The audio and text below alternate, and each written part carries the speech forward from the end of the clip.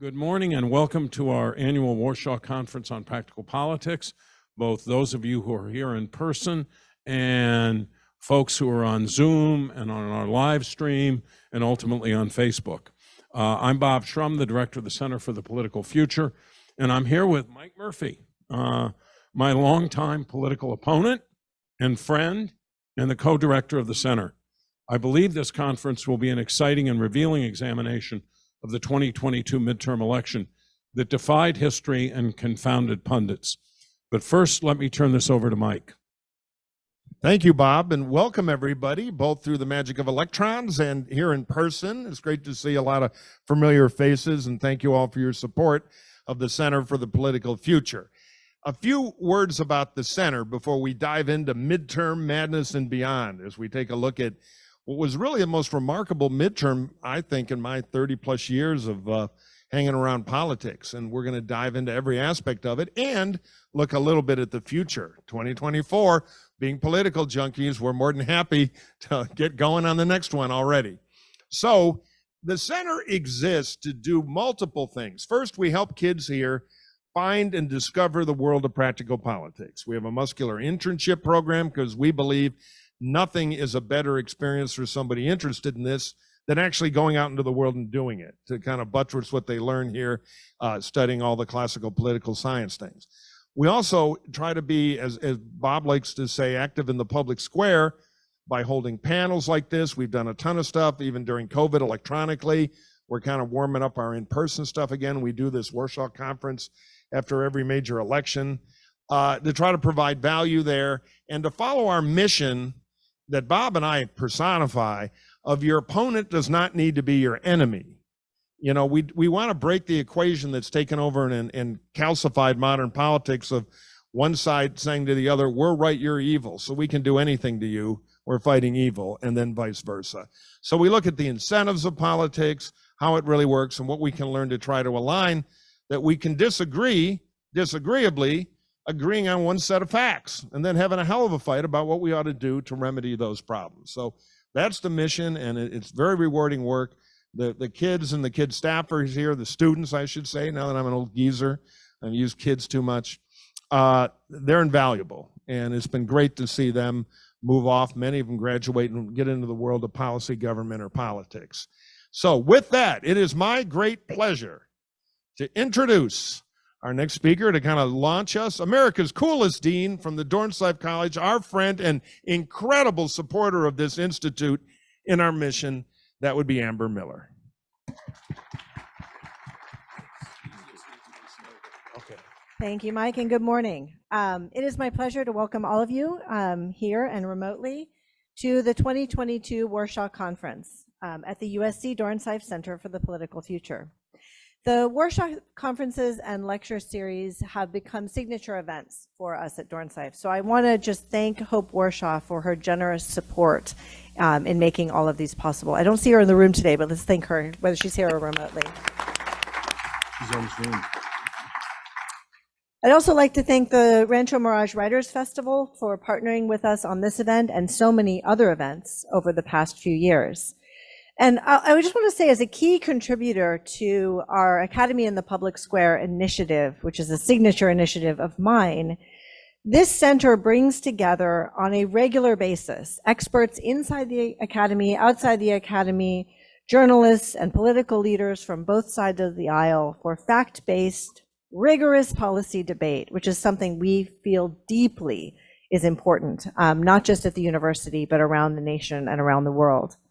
We wouldn't be here today if it weren't for the leadership of our two illustrious leaders, Bob Shrum and Mike Murphy.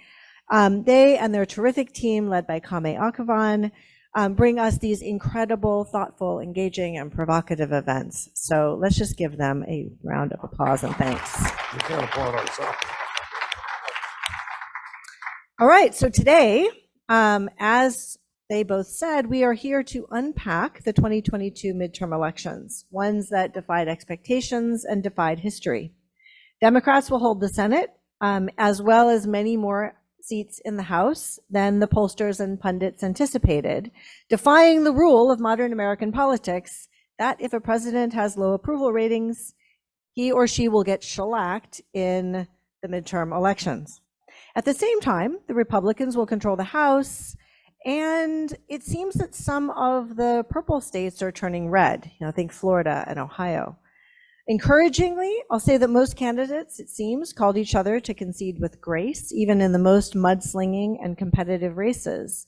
And interestingly, too, we saw a split in some of the tickets that seems to indicate that voters, at least in some cases, may be focused more on the messages coming from individual candidates than just filling out that party bubble. But that's just what a non-expert can glean from turning the news on and scrolling through the internet every once in a while over the last week. So I'm going to turn it over to our panelists who are going to take us inside and tell us what they think some of the most important takeaways have been. And I really want to hear what some of the most important underreported takeaways have been. What is it that we may all be missing? And of course, as Mike said, those political junkies among us are dying to hear what it all means for the future.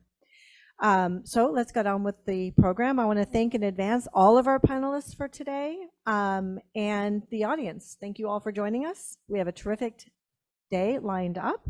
And I would like to turn it back over to Bob to introduce our first panelists. Thank you.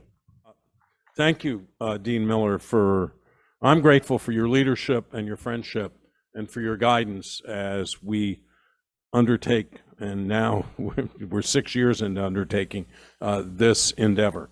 Our first panel today will be moderated by Hank Plante.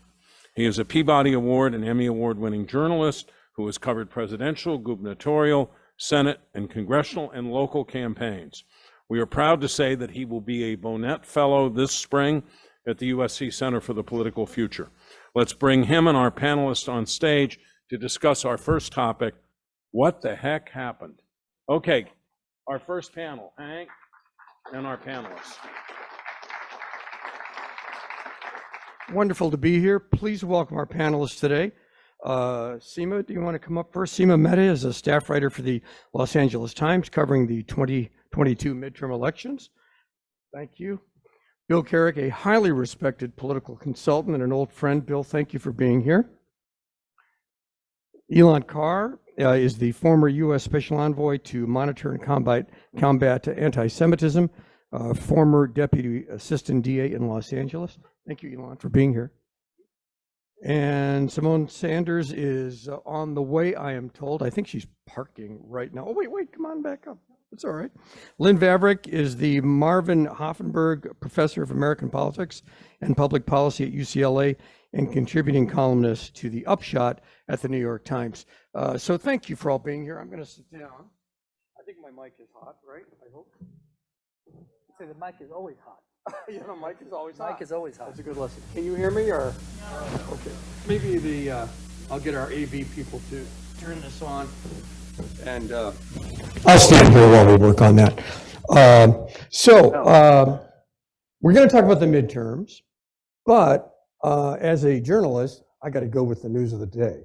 Nancy Pelosi just announced that she is not stepping down from the leadership, going to stay in Congress. Any quick takes from our panel? You want to start this way, Elon? What do you think? Well, it's an end of an era for sure. I mean, obviously, I have a long list of disagreements with the speaker policy-wise, but I think history will say that she was a remarkably effective and strong leader at a time when it's gotten increasingly harder to be a legislative leader at that level. In the old days, they all used to be, tyrants, but now it's gotten very, very difficult to really exercise authority and control, and she did that in a major way. She was a very, very strong leader, and so that I think the caucus will feel the lack of that strength. On the other hand, also she's just nationally quite a polarizing figure, and so that's that's the downside. And at a time when things are very polarized, we can only hope and aspire, as the Center for Political Future does, that we can come together and try to move forward in some degrees of bipartisanship. Thanks. They're certainly going to miss her fundraising too. The caucus. Oh, for sure. Over $1 billion, I think. For sure. Bill, what's your take? Well, I think Nancy Pelosi is quite unique and probably, if not the. Can you hear me? I think it's on. Is it on? I think that she's a remarkable speaker, probably either one or two on the list of our speakers in terms of effectiveness, and a rare blend of not only politics, but also policy. She's a very knowledgeable policy wonk, and no one knows how challenging leading the Democratic caucus is in real life. And she did a remarkable job under 4 different presidents, including the last one, who was a bit of a challenge. And she's just a remarkable figure in American history. And she's going to be missed. And I think she thought building in a transition would be the sensible course to take, but she's going to be missed because she has an enormous respect across, but in both parties. Yeah. Seema, as a journalist, I've always found she's a reporter's dream. I mean, on a dull news day, because I worked mostly in San Francisco for the CBS station, political reporter. On a dull news day, all I had to do was grab a camera person and go, if she was in town, find Pelosi.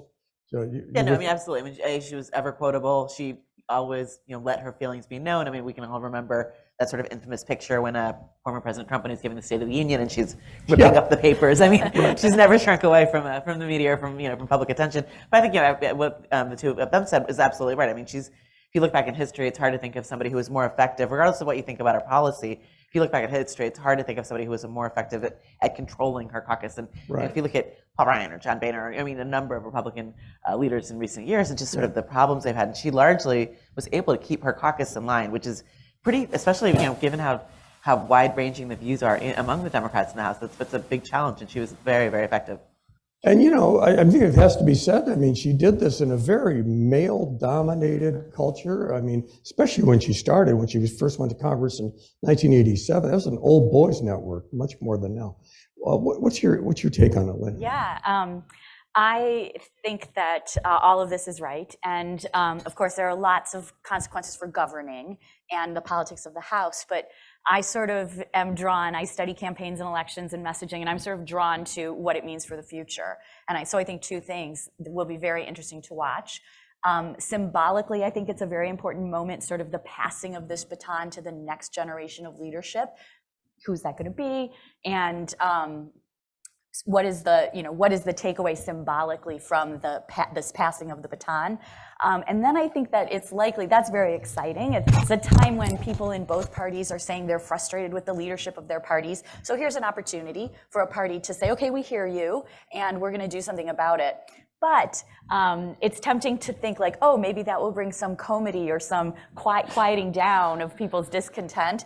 And I think, in fact, it probably will not. And if anything, will just exacerbate this sense of the parties being far apart. Okay, so let's talk about the midterms, because that's what the day is mostly about today. I think probably going to talk about Pelosi quite a bit as we go through the day today and other issues. And Lynn, let's work this way now. And do you have any general broad brushstrokes about that? I think we've all seen the headlines, but what's your sense of the midterms? Yeah, I guess if I had to have like one broad brush and paint with it, I would say this time same as the last. Sort of that it was largely district by district, kind of a repeat of what we saw in the last congressional elections, and which is to say that the parties are farther apart than they've been since the New Deal.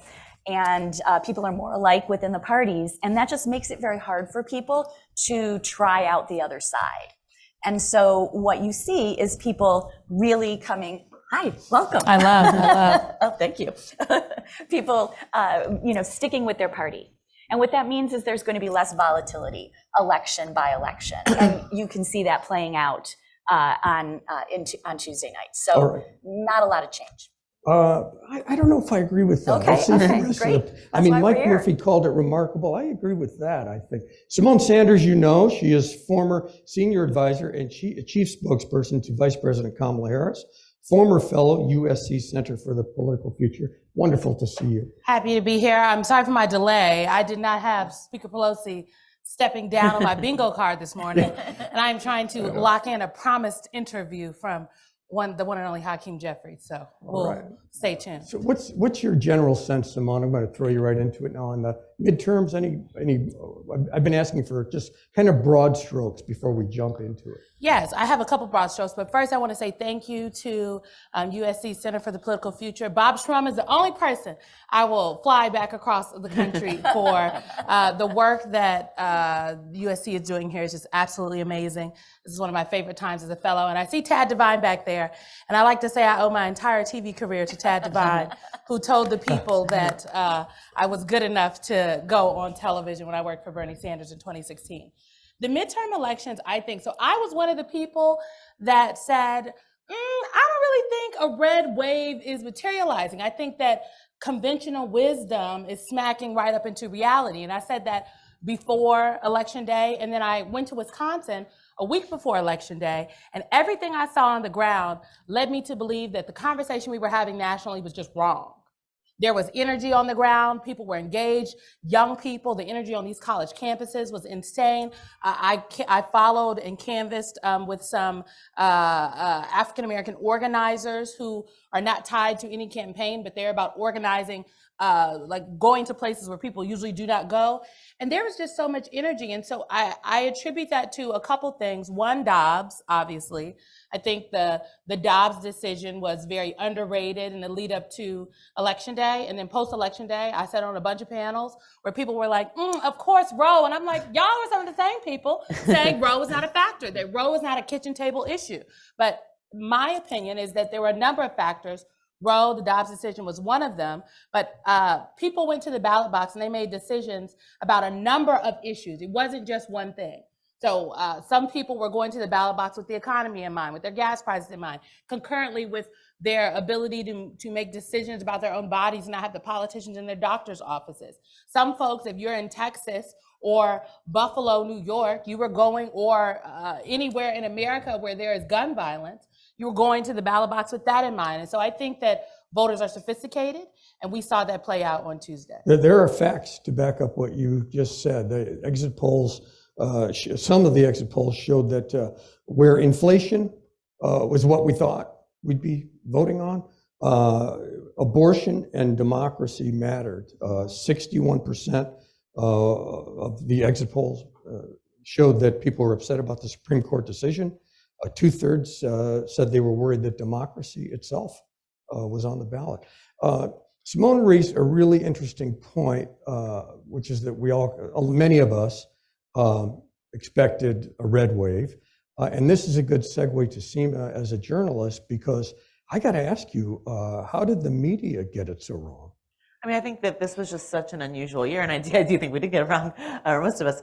But I think, so if you look at history, if you look at trends, and that's, what we usually go on, the first midterm during a president's first term tends to go against him. President Biden has pretty low approval ratings. Inflation, voters are very concerned about inflation. Gas prices, particularly in California, are incredibly high. And, when you talk to voters out and about in some of these targeted districts, they did bring up gas prices and the cost of, buying groceries.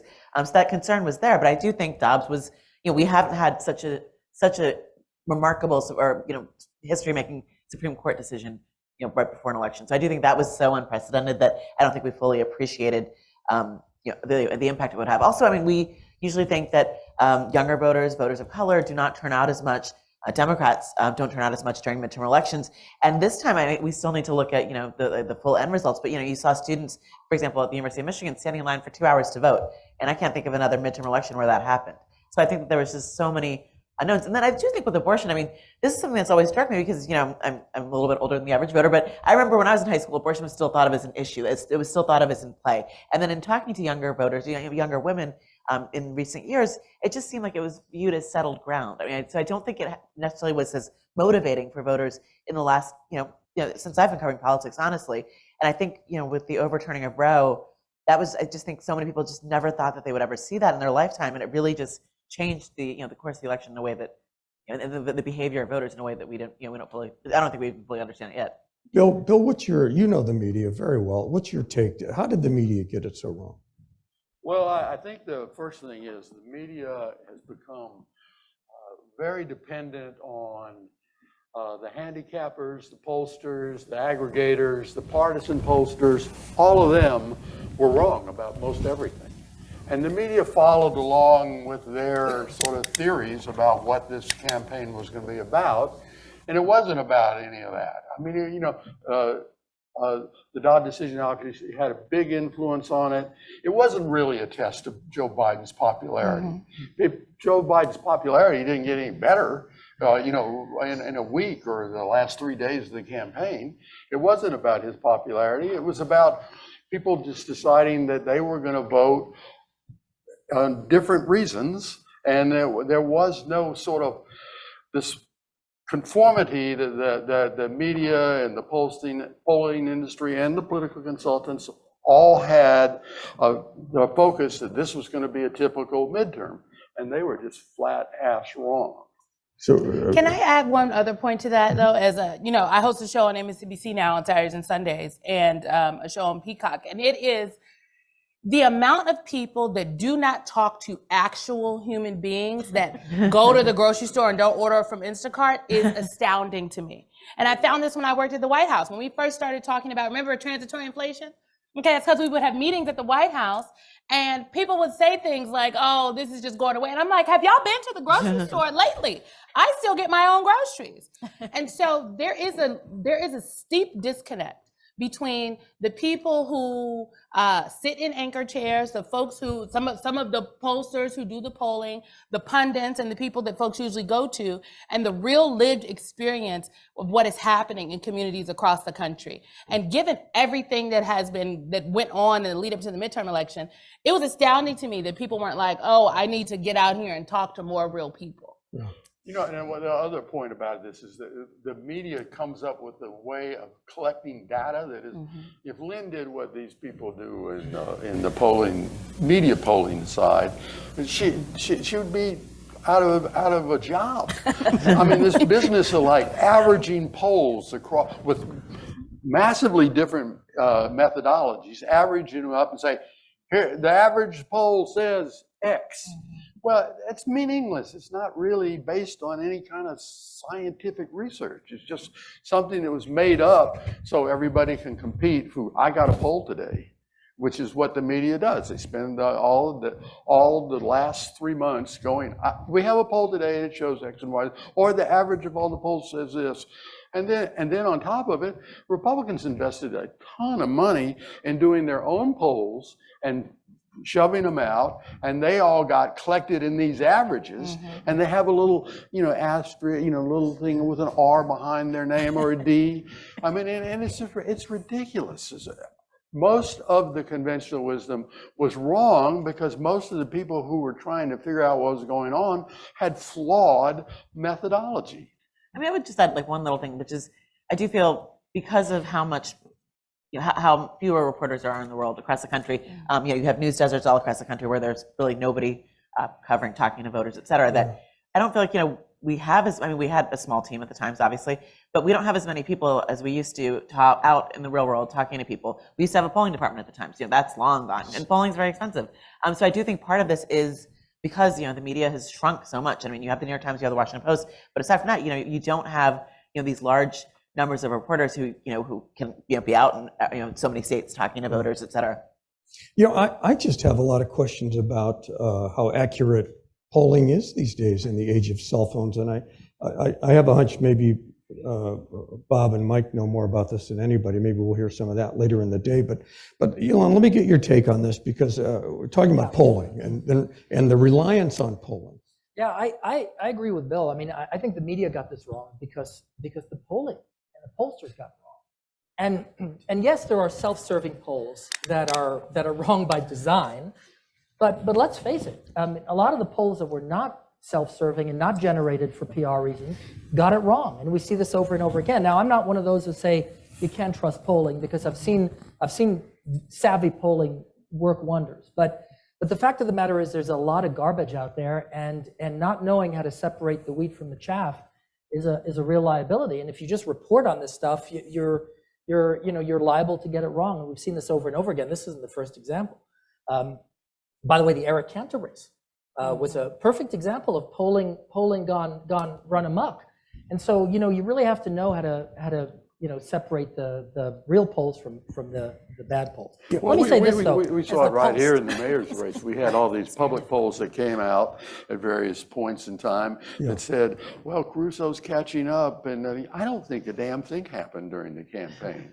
Karen Bass was a Democrat in a city that's 54% Democratic registration and 14% Republican. Who needs a poll? You can have upside sometimes. I'm going to jump in to, I can't believe I'm going to defend the media and the pollsters. Thank you. But just because why not? And so I think it's helpful to think about why the narrative was that the red wave was coming. And part of it is the polling, the result that Biden's approval rating was low. And that was fueling this narrative. But a second part was history. And, media finally recognizing that political scientists and people who study politics had shown decade after decade that after the president wins, his party takes a loss in the midterms. That's not made up. That's not make believe. That's truth. And so I want to say, leaning into that fact that's good reporting in my view. Now, what's tricky is that sometimes things change. And so you mentioned Eric Cantor and that Obama time, the Cantor election, Boehner, everybody remembers Boehner yelling at his get your asses in line. That whole moment in time is the beginning of a change in American politics. That is, we're living the end of that change now. And so that means that history is not as good a guide. And that's why the narrative wasn't quite right. We can have a long conversation about whether polling is broken. A lot of this is trying to get the turnout right. Are Democrats going to turn out? Are Republicans? Are young people? So a lot of what looks like a miss is about how the composition of the electorate might be changing, not necessarily that the tools of polling are broken. And then the last thing I'll just say to try to rehabilitate all these industries is that we're in this period of time where elections are really close because Democrats and Republicans in the mass population are roughly in balance. And that's going to make getting it right, if you're a pollster, that is going to make getting it right really, really hard. Because now your poll has to be accurate within a half a percentage point. And man, that is hard. Plus or minus 4 doesn't work anymore. Plus or minus 4 doesn't work anymore. And so this is a hard time, a tough time. Well, also, let's not forget. I'll tell you though. The one thing that's really changed, former President Trump. I think everything, whether it's polling, predictions, trying to talk to voters, when you're out and about, I think everything has changed since 2015, 2016. But I guess I would say to that is, yes, everything has changed since 2015, 2016. Part of that is the new voters into the electorate. And I guess to bolster what Lynn is saying, I also agree. I don't think polling should go out of the window. I actually am more partial to focus groups because you get to ask people follow-up questions and you get them on the record for what they really believe. The poll is forcing people into these little boxes. But I think polling is just a snapshot in time of what a particular group of people feel at the time that they are asked the question. But I think since 2016, there are 24 million new young voters in the electorate. Not to mention the people whom all of America doesn't vote. Why do y'all think there are always voter registration drives every single year? All of America doesn't vote. Just a little over half of the American population votes. And so if you think about that, not even talking about young people, as we dig into the numbers for young people this election, I think only about 27% of young people came out, but young people made the difference. But we're not at the ceiling, there's more here. So I really just think that we have to also think about who is the electorate. And the assumption that Black voters, that Latino voters, that young people were not going to show up. Well, where did that come from? Because they showed up, young people particularly, showed up the most in 2020. They had the most to lose in this midterm election. And to me, it made sense that they came to the polls with the numbers that they did. And is there a herd mentality among the political reporters? The drumbeat starts, it's going to be a red wave. None of us would really admit that, I think, but you kind of get caught up with it when you're on the campaign trail. It's human nature. when something is repeated enough times, you're going to say, well, it's inevitable. And that really is that's the check we all have to make, by the way, not only in journalism and in the media, but in life. You know, when you hear something over and over again, it's part of the reason why we talk about the polarization in our country today. You know, the lack of exposure to competing views, to alternative ideas, is one of the reasons why we are where we are. And so that, you know, when you hear something over and over again, it does create a herd mentality. And that's something we all, in whatever we do in life, we always have to check that and make sure we're exposing ourselves to alternative theories, alternative ideas. And you know, just to take that a little deeper, if anybody wants to join in, I know that Norman Ornstein wrote a really good piece about this, American Enterprise Institute, and he said that a lot of the press is fearful about showing a liberal bias, and so maybe their tone changed a little bit more in predicting a red wave and not wanting to be perceived. I don't think that's true. I mean, okay. I'm sorry. Okay. I mean, I do think, you know, I mean, I keep going back. You mentioned this, I mentioned this earlier. I mean, if you look at historic trends, this is what history tells us. I mean, the only time, there's 2 times since World War II where this was not true. One was right after 9/11, and the other one I cannot remember what it was. But this, you know, this is 50, 60, 70 years of history. So I think, you know, we do have to be cognizant that the world is changing, and, you know, each election is different. And certainly, you know, if you look back at I was looking at some congressional stats last night because that's what I do for fun. If you look back at 2010, there was a big red wave, and it stopped at the California border, and, you know, not a single seat was flipped. So we know that there are anomalies, but also I do think, again, like, if you look at history, if you look at, you know, trend lines, I mean, that's usually what we use to sort of, you know, think about, you know, make projections about the future. Well, the 2 campaigns, 1962 was the other one where the sitting president did well in the midterms, but unlike Joe Biden, he was wildly popular at the time. The other thing to think about is, so then let's say the narrative out there is, oh, red wave, and there's no challenge to that. Why not? Because if you're Joe Biden, you don't, no, we are going to do great, right? Even if you think that might be true, or we're going to hold and it's going to be really close, and we're going to take the set, because you need to set expectations so you exceed them. Right? Nobody wants politically to set the expectations, you know, so high, and then with the, you know, the sweep of history going the other direction, you think like it's probably not going to happen, but we're going to set those expectations. So I think that also feeds into the narrative that even if internal polling was suggesting, or even public polling suggesting Democrats were going to do better than everybody thought, you know, no Democrat's going to load up on that. You want to beat those expectations. But they were saying media, that, though. I'm sorry? But I think Democrats were saying that they were going to do well. I asked my colleagues at the White House, because some stories came out on election day that said the White House was bracing for a shellacking. And I texted them and I said, are y'all bracing for a shellacking? I'm about to go on TV. I just want to know. They were like, no. I said, okay, because this flies in the face of everything that we have been discussing. So I do think there is something to be said about, I do not think that the media apparatus as a whole is afraid of a liberal bias. But I do think that my Republican friends have been extremely adept into getting the media apparatus and the rest of us to have the conversation in their particular frame. And that is, and my earring is like, yes, I agree. And I think that is part of what happened here. That's why the polls that Bill talked about, the polls that Republican pollsters flooded the airway, flooded the field with. I really do believe, because Democrats were saying, no, we think there's some there, and it was completely ignored. Part of it was history, but I also think a large part of it is that, again, Republicans are very good at their messaging apparatus of what they do. Democrats, not so much. But I do think in general, we all have started to have a conversation as a media apparatus that sometimes is manufactured. And an example of that is the crime conversation. I'm still waiting on the crime issue to bubble up into in the national waves in this election that everyone suggested it was.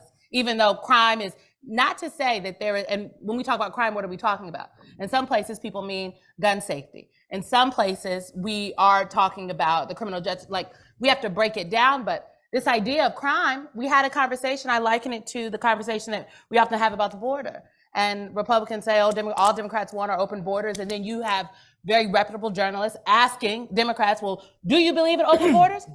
Nobody believes in open borders. Maybe like 3 people in the United States Congress, okay? They are not in charge.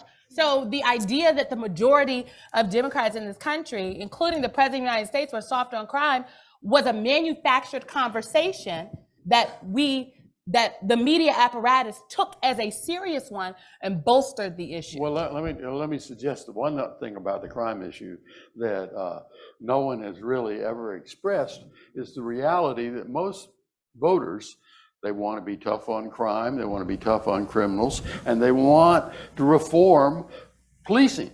They want both things. They don't, it's not like wildly polarized argument when you ask voters what they would like to see as solutions. But there's also something else going on.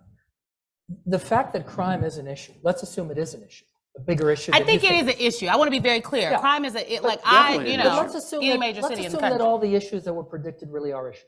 People are, let's say, as scared as we say they are about crime. Let's say the border is an issue.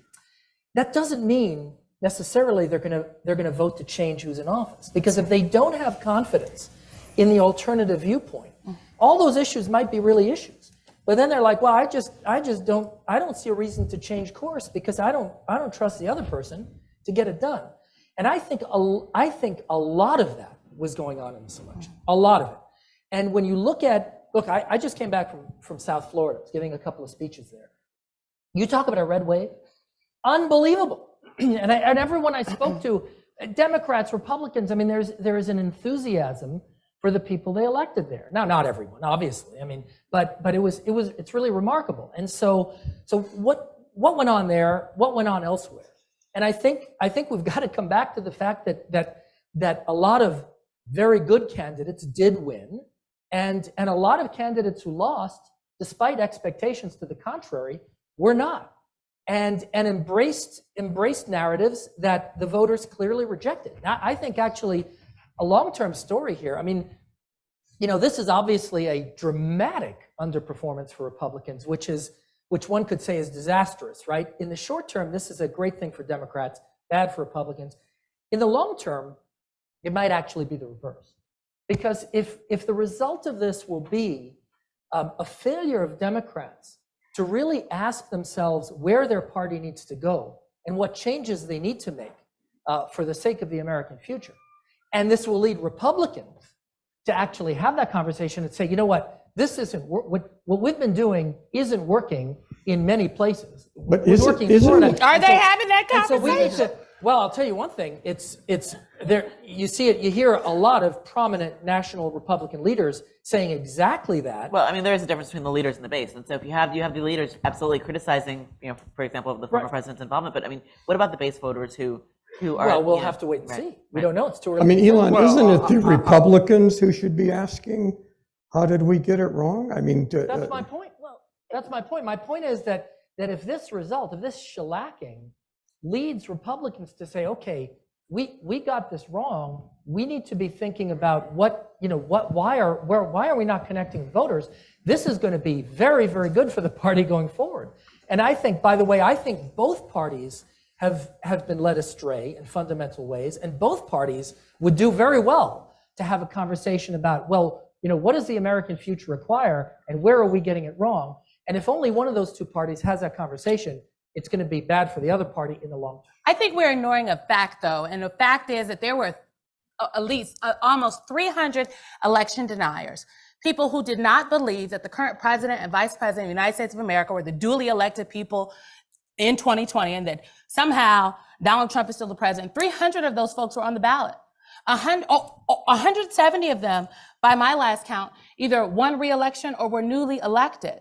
Part of the direction of the parties is there's one group of people that's willing to say, facts are facts and the sky is blue. And then there's another group of people who all happen to be Republicans who either won't say so because they're afraid of losing the base or because they want power.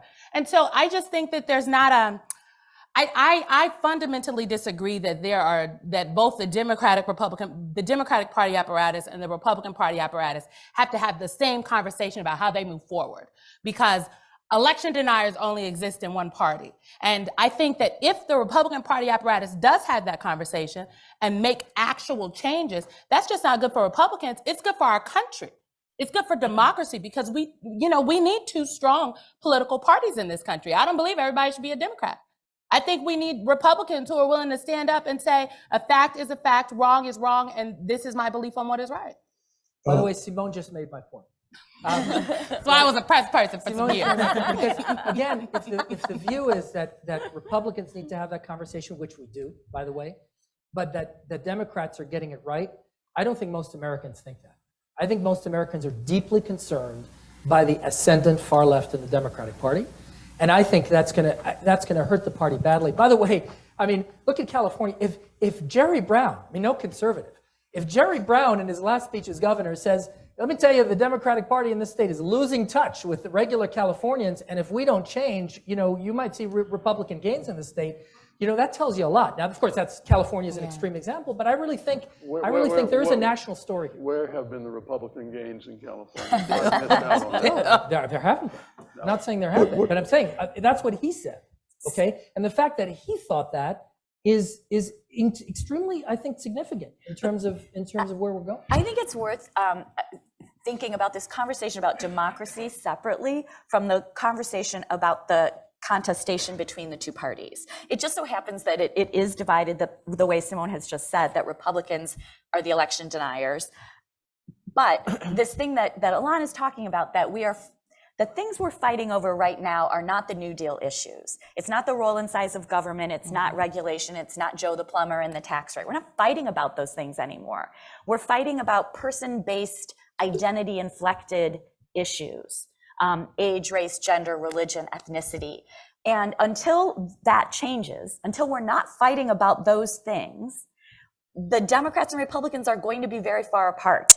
And Republicans are going to say that they love what Ron DeSantis said about, like, if you want to stick it to the woke mob, come to Florida, because that's where we're going to do it. And Democrats are going to say, we don't want what those Republicans are selling with the wall on the border and the religious tests to come into the country, and women can't control their own bodies. There's a big divide between those two worlds, and that's not going to go away. Let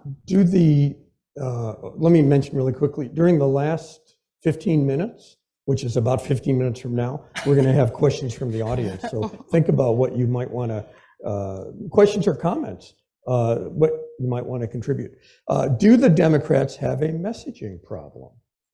I know they're happy with the election for the most part, but do they have a messaging problem? I think both parties have a messaging problem. That's the truth. And a lot of what people see as solutions, they don't see either party articulating very well. Whether it's crime here locally, and of course it's a national issue, homelessness, it's a complex issue. People want solutions. They want people off the streets, and they want people taken care of. And they don't see either party offering holistic solutions to the problems that they think are the most difficult and important to address. I think part of it's like, we've gotten into like this, people go by slogans, and you mentioned open borders earlier, and the fact that nobody really wants that. Defund the police, another great example of that. I mean, if you talk to elected officials or politicians, nobody actually wants to. I'm sure there's one or two. Very few people, yeah. But very few people want to actually, zero out the police budget. People talk about redistributing money, having different services. But that slogan, defund the police, like that comes up in elections all the time, and it's not accurate. So I do think at times, when you get, slogans like that out there, it does not work in the party's favor. Oh no, I mean, I think you can stereotype politically both people in both parties. And and we really haven't talked a lot about Trump, which is remarkable. But the Trump impact on the election was incredibly destructive to the Republicans. I mean, a woman who owns an auto repair shop in southeastern Washington State, Maria Goscamp Perez, is not funded by the Democratic Congressional Campaign Committee or the party or anything, and she wins an election because Trump went in and took out the incumbent Republican because she voted to impeach him. Now that You could say, well, that's an isolated incident. It wasn't an isolated incident. There was a lot of that in this election. But she was kind of the exception this year. Trump's candidates did not do well. No, But in the no, primary, she but to was Bill's a point- Democrat Oh. who won. Oh, I beg your pardon. Yeah. That's his Nowhere. point, Yeah, Yeah, gotcha. that the DCCC Same thing in didn't Grand support. Rapids, yeah. She, I didn't, mean- she didn't get any support from the national sources at all. And she went out and won the election on her own. Yeah. Simone. This goes back to something I think Seema said that I think really bears unpacking. When you ask Elon, what about the grassroots? I think the grassroots Republican Party voters here, and I'm no former Republican Party strategist, honey, so I'm just telling you what I read in the papers and what I see in the streets. But this notion that Donald Trump did have a huge impact on the election because he played in a number of these primaries, and Yes. candidate quality matters. What you do in a primary, you cannot often do in a general. That is very true for Democrats and Republicans. I have lived it. Ass had divine, okay? So it makes a difference. But the grassroots, I mean, the people that come out in the midterm election in a primary are the most staunch and rabid of voters for either party. So the people who are voting in a Democratic primary in an off-year election, these are real big D Democrats who believe in the party and are invested in what's happening. The people who are coming out in these Republican primaries this year were a lot of people who say, hey, I'm still with former President Trump. In some instances, President Trump, he's still the president. So I think that bears some understanding. In Arizona, 1 million people voted for the election denying candidate who was at the insurrection. He lost, but 1 million people voted for him. I'm concerned about the 1 million people. If you look at these elections on some of them that are still being decided, the margins are very small. 8,000, 4,000, less than 1,000 votes. So since you brought up Trump, I didn't. What's his impact? Well, here he is again, right? What's his impact going to be? Let's hear from everybody on this as we go I forward. mean, I was surprised, honestly, when he went after DeSantis, or DeSanctimonious, I believe his name is. I was surprised by the number of people who spoke out about that, right away. Conservative leaders and Republican Party leaders, and also hearing from voters who were sort of like disappointed. And I mean, who knows if this will have any lasting effect? Because we've seen this with the former president for years now. But it made me wonder if that was the moment we're going to look back on to say, maybe there's a little shift in the party going on here. But I do think the candidates, we should talk about the candidates like Dr. Oz and Herschel Walker and J.D. Vance. I mean, J.D. Vance was successful. Dr. Oz wasn't. At a high cost. Right. Very high cost. And I mean, I'm from outside of Philadelphia. I'm like, when I saw Dr. Oz and, holding that cheesesteak in a way that you would never hold a cheesesteak. I mean, it was a very interesting choice of candidate there. We can all be. We didn't mention Doug Mastriano. Right. That's a train wreck. Well, Pennsylvania was a total train wreck. Everybody imagined that the Democrats would elect John Fetterman to the United States Senate. Just forget about Dr. Oz for a second. Just think about John Fetterman. What he looks like, what he acts like, and he has a stroke on top of it in the middle of the campaign, and he still wins. Mastriano Pennsylvania has been a reluctantly sort of pale blue state occasionally, but Mastriano got blasted. But Fetterman reminded me of every guy I went to high school with, whether they're wealthy or poor, whether they're conservative or liberal. Like, that's who you would see on the weekend, like watching like a Flyers game or a Phillies game. No, they didn't look like Dr. Oz. I think what's interesting about the Trump announcement is the primary. And that DeSantis is emerging as a viable candidate in the same space. And so then what will other Republican candidates do? Yeah. One possibility is that there is one other Republican candidate who comes to soak up the rest of the Republican primary voters. Okay, that's unlikely. It's unlikely to be just one, right? Because as soon as other Republicans see the opportunity, DeSantis and Trump are dividing that base, what we've been calling the base. As soon as other candidates see that opportunity, more than one of them are going to think they're the person who's going to emerge as. So Is it going to be 2016 Republican primary all over again? I think that's the question. And, you know, everybody wants to sit here and say, well, can't they learn from history that that's how Trump got the nomination in the first place? But you have to, I'd love to hear you guys talk about this who have been in Washington, you know, that the individual candidates, their incentives are they want to win elections. They want to be in the White House. And it's very hard to say, no, think of the good of the party. You should not run. We should coordinate around so-and-so.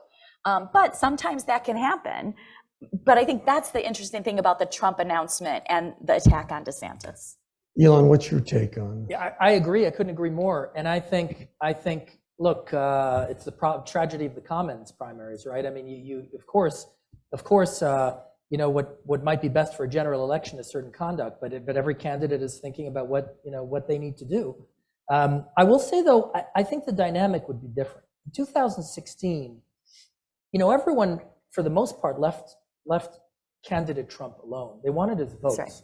And so it was a firing squad that carefully avoided him. He was firing in all directions, but I don't think he was taken seriously until very late in the game. And by that time, he was ascended. That's not going to happen this time. And so I think you're already seeing the narrative. It's interesting. It's a respectful narrative. In some cases, less respectful. Take Chris Christie. In some cases, more respectful. Take Mike Pence. But the narrative is very, very carefully crafted to be an anti, President Trump narrative. And I think whoever's in the race, you're going to see that each one in their own style. He's going to be the focus, and that I think is going to be very different. And also, he's not an outsider. This, frankly, I never understood this, desperation in both parties, by the way, to find some kind of messianic figure from the outside who's going to save us from Washington politics. And sometimes you get a great candidate, sometimes you don't. You never know. But this kind of thing is frankly, I think, immature for an electorate to vote that way. But regardless, putting that aside, he's not an outsider. He's not an unknown, commodity. He's not coming from out of the blue. He's a former president. Everyone knows, good and bad, by the way. As a member of the Trump administration, as an alumnus, I'm extremely proud of what we got done in many, many, many areas. I'll stand on that record any day of the week. But everyone knows the package deal that President Trump is. And so this isn't an unknown. And so I don't think it's going to be 2016 at all. But Alon, do you think that there will be an outsider in addition to Trump? Somebody we don't know, a business corporate type or something like that? Who knows? Like Rex Tillerson? No, Rex Tillerson. Donald Trump lost in 2020. He lost the midterm election after that. And he just lost this midterm for Republicans as well, with his bad choice of jumping in these primaries, which resulted in poor candidate quality. And what universe? Like, the voters have had ample opportunity to reject him, and they have. So he's going to do what he's going to do. I'm not saying that we don't know what is going to happen, but I do want to say a word about Governor DeSantis. Governor DeSantis is virtually untested outside of Florida. Election night, I said, Florida is special, and it is. Florida is a very special place. If you look at the politics there, particularly the Democratic Party had no infrastructure. The fact that Miami-Dade County was overtaken by Republicans, it is a dereliction of duty, and the Democrats need to get their stuff together. There was no investment. Like, they weren't playing like Florida was a player. And if you don't play like Florida as a player, it won't be a player. You have to invest, and you have to do work on the ground in order to see results. That did not happen from the Democratic Party apparatus, nationally or locally. But outside of Florida, a number of the things that Governor DeSantis has espoused and has talked about have been, like, they don't fly well in what everybody talk about, the suburbs. Okay? They don't fly well with these suburban voters. And I'm not just talking about suburban white women, because the suburban women are also very diverse, and they are younger. And so this idea that Ron DeSantis is just going to come and run the tables when all of the nasty things that he's espoused is not even something that Glenn Youngkin would run on in Virginia very openly. Okay, it just doesn't make sense to me. So I think we need it's very easy to say now that it's Trump and DeSantis, but to your point, first of all, it's going to be a very long primary, unfortunately, given this announcement. And there are other things can happen.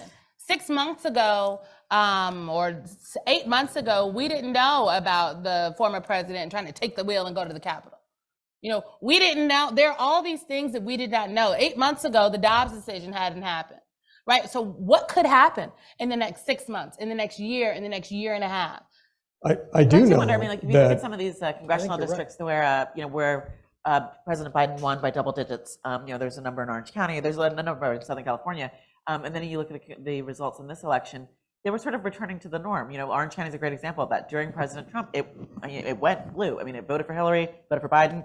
At one point in 2018, you know, it elected a ton of Democrats to Congress, and now it's sort of reverted to form. So I do wonder, you know, and that's a place where, you know, where Jeb Bush would be popular, Well, Marco Rubio. So I do wonder, you know, how somebody like DeSantis will play there. They're not reverting to norm. Because I was there during norm. And focus groups in Orange County were like, I would go, what planet am I on? It's much more democratic. Well, yes. Yeah, no, it absolutely is. Yeah, I mean, you know, obviously it was, you know, it was a cradle of conservatism, obviously. So it's not, but they are, if you look at, you know, like the congressional results this time around, it's, you know, places that Joe Biden won by, you know, 12 points, by 15 points, they're super tight in the races. Yeah, I do think that the other, well, we have the worst example. You and I've talked about this. Is the 24th congressional district where Joe Biden won by 13 points, and the Republicans are going to win by 13 points, or 10 anyway. So was it Biden and Trump on the? That's what I'm saying. Like it really depends. And so this idea that Donald Trump is definitely going to be the nominee, you don't know. Oh, I don't think anyone should say that. And by the way, I agree with Simone, exactly what Simone said, and that is that it's very early, and look at all the candidates. Oh, this is the person. This is the guy. Yeah. And how many times has that panned out? Now, I happen to think DeSantis is a very, very strong candidate for a whole host of reasons. That doesn't mean he's going to be the nominee. That doesn't mean there isn't going to be a rising star that comes. You just don't know, and it's going to be interesting. I'll tell you that. I think one of the things we learned from fireworks. Lots of fireworks. One of the things we learned from Trump, I think, last time, is that can't control him. It's not going to be up to the party elders to decide whether he's in or out. There's an old expression: when you dance with a gorilla, it's the gorilla who decides when you stop. So listen, let's get to audience. I want to mention one thing while we're talking about myths. Has anybody found the Latino wave for the Republicans yet? Ask Myra Flores. She was supposed to be the face. Didn't pan out. I mean, other than South Florida. Well, DeSantis totally did better, different. Bill. Huh? DeSantis did better among Latino Well, voters. I would, Dade Well, County is Trump did an better. exception. Trump did better among Latinos. Yeah, he did. All in South Florida. Okay, questions, comments from the audience? Anybody? And should we ask him to come up to the mic so that our viewers at home? Yeah, thanks.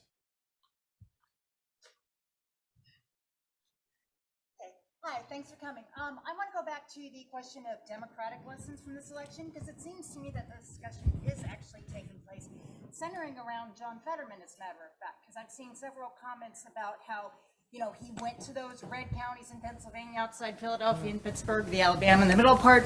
Every county you vote was his slogan. And while he didn't win a lot of those red counties, he did cut in the margins. He did do better than Joe Biden. It seems like a lot of people are trying to draw lessons from that, which might help in Florida. So, well, I mean, yeah, if you look at also Gretchen Whitmer in Michigan, same thing there, where she did better in places that Republicans traditionally haven't done well in. So I do think it depends, but I think that's another area where it really depends on the candidate. And both of those candidates were, I think, the type of candidates who connected outside of traditional Democratic strongholds. The one thing we know, showing up does matter. Yeah. And that was really important with those campaigns. And the lesson from Georgia is showing up matters too. I mean, how we got 2 Democratic senators is because we finally showed up. And also, I mean, if you look at the issue set too, if you look at Fetterman and the way he talked about fracking, for example, it fit with those voters outside of Pittsburgh, where fracking's a huge economic issue. So I do think that's another place where candidate selection really, really matters. Can I say something though? Yes. But John Fetterman would not be the senator from Pennsylvania without black voters in Philadelphia. Right. There is not enough rural voters in Pennsylvania, in the Commonwealth of Pennsylvania, to elect John Fetterman. And I think that a lesson, as I have, some of my former colleagues in different spaces and places, they've been talking a lot about, well, what does this mean for the ability to get rural voters? Or I've heard a lot of my Democratic strategist friends talk about, well, look at the numbers of young white voters that Democrats won. Like, this is the playbook to win white voters. Democrats have not won white voters overall in this country in the presidential since Bill Clinton, honey. Am I wrong, Tad? When's the last time they won white voters? Bill Clinton. I don't think we won them then either. So this idea that what the lessons we should take from this electorate is that we don't have to talk to the multicultural, multifaceted base of the Democratic Party. I'm not saying you're saying that. I'm saying this is what I'm hearing in the political streets. And that what we should do is, like, let's lean more into rural counties and white voters. I think it's the wrong lesson. The lesson I think Democrats should take from this election is that showing up matters. You cannot write off rural America. Okay, there are people in rural America matters, but you also have to walk and chew gum at the same time, and you need to work to expand your electorate, talking to people that usually do not agree with you necessarily, showing up for them, because if you're elected, you'll represent them too. But also speak to your base and treat your base voters as persuadable voters, because you cannot expect that they will just show up for you just because they have in the past. And also, I mean, in rural communities, it's not like, I doubt that Fetterman won any of these rural communities. He cut down the margin, and that's what you have to do there. But you do have to absolutely get your base out. Yeah, let me just say for Republicans also, don't write off any constituency. In this election and previous ones recently have shown that Republicans can make gains in strong Democratic strongholds, and so you don't write off any constituency. If you believe in your platform, you believe in your vision for the future, then you should be able to sell it to any American. And that shows confidence in what you're standing for. Let's try to get to as many questions. Okay, go. Yeah, let's do this, Mike, and then back over here.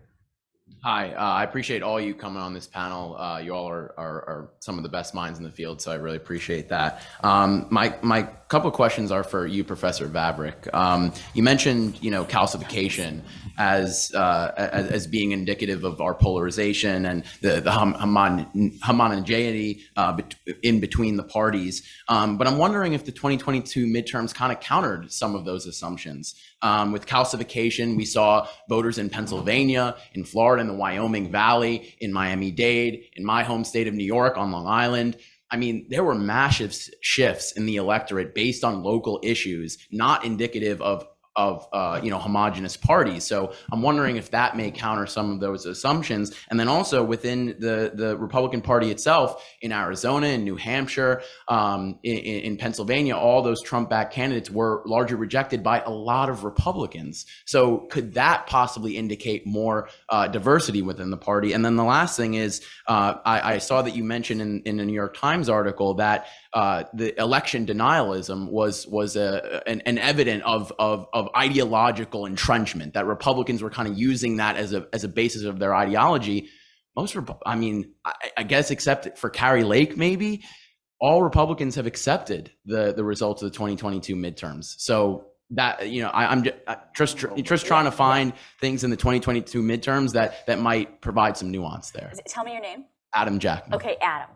So I'm going to try to answer that quickly because there was a lot there. Yeah, apologies about that. So Adam is talking about this concept of calcification that is in a book called The Bitter End that my co-authors and I have just put out and that I wrote about in the Times. And the election denialism, for sure, I think what we saw from the candidates who lost elections last Tuesday, it is a step in the right direction. That is good for democracy, that the people who lost elections did not refuse to concede, did not call on their supporters to, storm the state house. I think all of that is a step in the right direction, stopping the Democratic backsliding.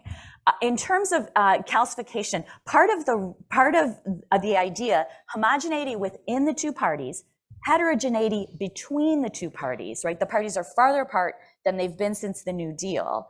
And that balance within the electorate, and we're fighting over identity-inflected issues.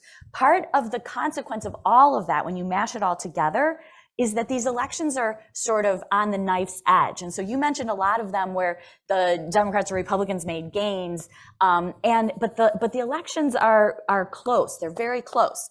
And that's That's sort of the point, is that we're going to be fighting hard for every last vote, any county, any vote, because we need every last one, because in a lot of places, but in the country nationally, Democrats and Republicans are in rough balance. And so that doesn't mean the same party is going to win every time. It means that the contests are always going to be very, very close, and almost anything can swing them. So all the stuff we've been talking about, candidate quality, effort, the amount of advertising, the framing of the message, all of that stuff, it doesn't, just because we're polarized, that doesn't mean nothing matters. It means all that stuff that matters at the margins is going to determine election outcomes right now. And I think that we've talked about a lot of that in all these places, that's what happened in 2022. In swing districts. Well, yes, where we have close elections, right. Yes, yeah. Okay, let's try to get to a... So, Mr. Carr, you mentioned that Nancy Pelosi is a polarizing force and will be stepping off. But the fact of the matter is, what makes her a polarizing force? And I'm wondering if you would agree with my premise that she's called polarizing because she's effective. So does that mean that anyone who is effective is now going to be called polarizing? Yeah, I think there's some truth to that. I mean, I think people who are very strong and very successful will bring about a reaction. I think there's some truth to that. But also her, I think people have found her statements, the positions she's taken, the way she's taken them, to have rubbed people the wrong way. But look, I have a lot of respect for the speaker and her efficacy, her strength. She's a very strong leader. And I said that in my remarks. So, it's a little of both, I guess. By the way, we didn't talk about this. Speaking of speakers, the Republicans are not going to have an easy time. And Kevin McCarthy, who's my friend, and I love him and I have a lot of respect for him, going to have a very hard time. And he's, I think we're going to see him really come out as a strong leader and really try to control a difficult, very slim majority. That's going to be very interesting to watch. Well, and as you know, Elon knows very well, the last two Republican speakers were both pushed out of office.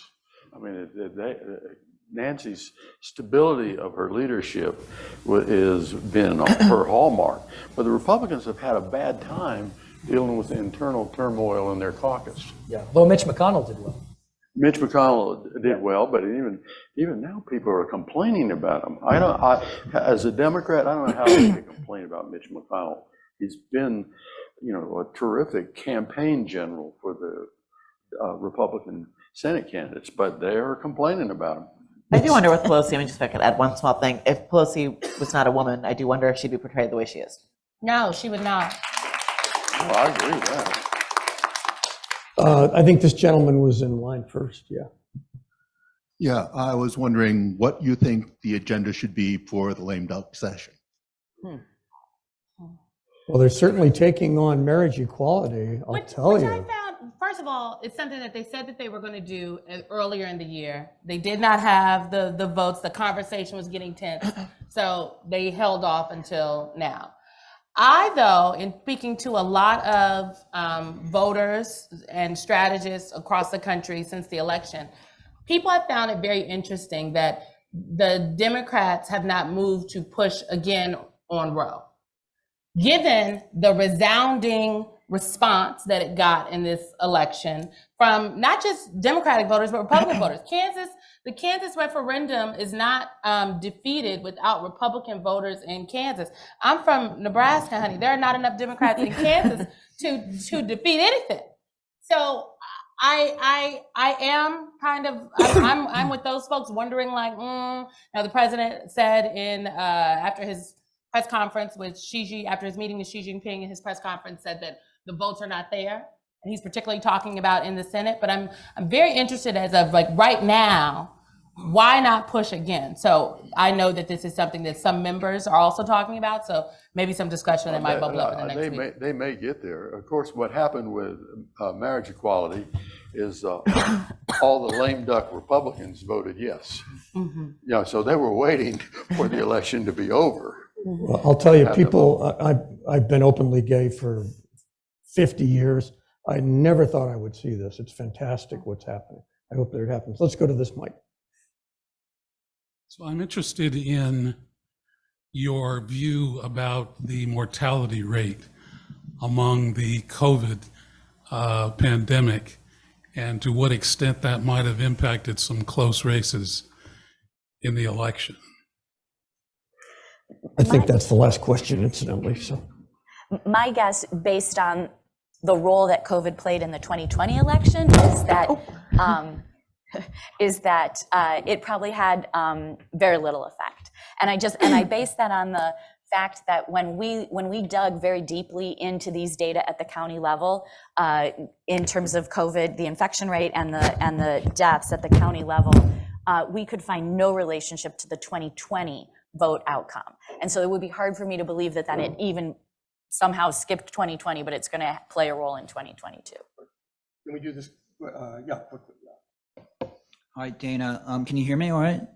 Yeah, we're talking about alternative candidates. You remember Ronald Reagan, right? I don't know that there's a Ronald Reagan out there on the Republican side. On the Democratic side, there are polls saying that a lot of people don't want Joe Biden to run. So who would you put out there instead of Joe Biden? That's one thing. The other thing is, when we have such polarized people, left and right, there's so many major issues in the country that need to get done, to be worked on, climate change, etc. There has to be a leader that can really bring the two sides closer together some way, somehow, to solve all of these major issues. What a great way to close. Center for the Political Future panel. You know, Reince Priebus and I were just talking about Ronald Reagan and the remarkable figure he is. Now, obviously, there are a lot of people on the left who very much disagree with his policy platform, but the genius of Ronald Reagan was that he was a great unifier. And he moved the goalposts of the political spectrum dramatically, but he did it not through division, but really by bringing Americans together around a shared vision for the future of the country. And whether you agree with his policies or not, I certainly do, but whether you agree with it or not, that is really what a great leader is supposed to do. And so we need a Ronald Reagan. It's exactly right. I agree with you. I would just say, I worked for I was Senator Kennedy, Ted Kennedy's political director during the Reagan years in DC. And Reagan was a really nice man. I mean, he was a very nice guy. And he, believe it or not, he and Ted Kennedy had a great relationship. And they worked together on issues. The contrast between Ronald Reagan and, Donald Trump is incredible. I want to just jump in to just like a moment of sort of real talk here. All of this is true, but it is not 1984.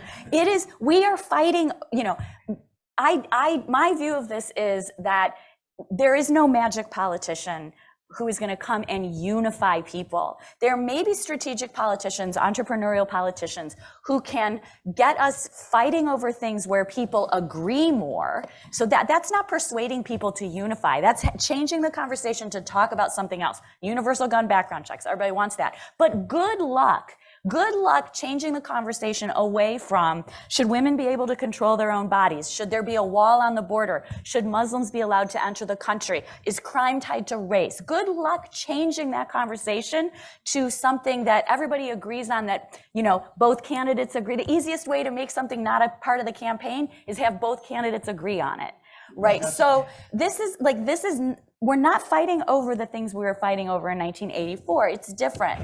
And so it's going to be very hard for one person to unify. Yeah, that has to be our closing. I'm sorry. I'm sorry. Our Simone, please. I will say one thing about President Biden, one hopeful, uplifting thing for the political future. About President Biden, look, whether people would like President Biden to run for re-election or not, the way the ball bounces the Democratic side of the aisle is, if you are the Democratic president and you would like to run for re-election, you do. There is not going to be a serious primary challenger to him. He has said he intends to run. I think that we should take President Biden at his word. This thing about coming together, I think that, go back to the last question, we talked about the marriage equality vote. And I think your comments about that you never thought that you would see this is something to be hopeful for. Given all the polarization in this country, given everything, the election deniers, everything that's happening, members of the United States Senate came together earlier this week and said, yes, we are going to codify protections for LGBTQ plus people. Why? Because it's the right thing to do, because people are, we are, something great happened this week. And I do believe that the House will follow suit. And I think that should give people hope, because at the end of the day, politics is people who stand in line for political events, who wait to see the next senator or mayor or president or vice president of the United States of America. They do so because they believe that that person, that entity that they're going to vote for is going to do something fundamental to help change their lives. And what the Senate has done this week is, in fact, going to change people's lives. All right, what a great way to end. That's a Thank much you. better note to end on. Thank you so much. Thanks to our panel, Elon Carr, Seema Mehta, Simone Sanders, Lynn Vaverick, and Bill Carrick.